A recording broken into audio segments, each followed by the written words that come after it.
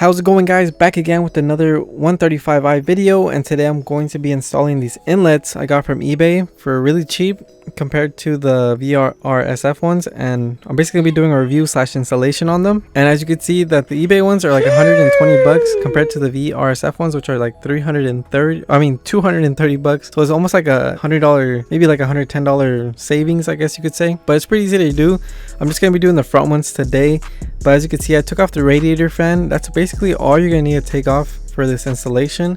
Unless you're doing the rear ones, and the rear ones you really got to take off like the downpipes, maybe like take off the transmission depending on what type of car you have. But as you can see, all you're really gonna have to do is take off the radiator fan, maybe your air filter box or the air filter cones, and then other than that you're gonna just need a T30 Torx bit to take off these two screws that go on the block connected to the inlet.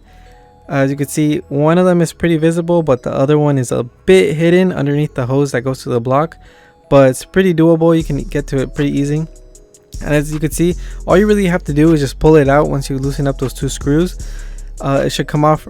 The inlet isn't like screwed on or anything, it's just pressed on a little bit with this little grommet I just took out. So you just have to pull it a little bit hard and it should just snap right off.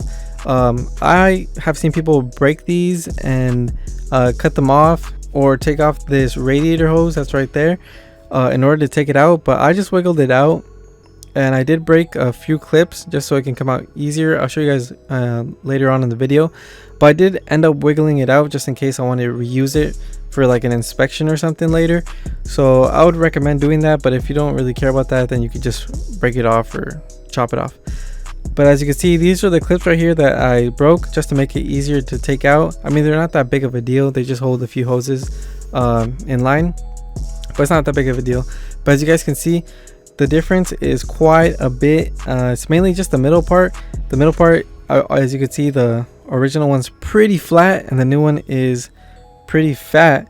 Even though it's an eBay one, the quality is okay. So here it is installed. The fitment is kind of okay. I don't want to say it's perfect. Also, then again, I don't know how the VRSF ones would be, but it was pretty hard to put it into the turbo.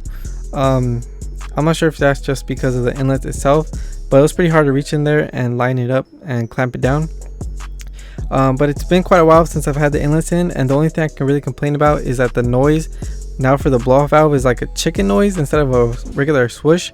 It's like a crying chicken, and that the fitment was rubbing on the pulley, so I kind of had to pull it back and zip tie it a little bit. But that's pretty much it. That's the installation, and here's a quick sound clip of how it sounds out.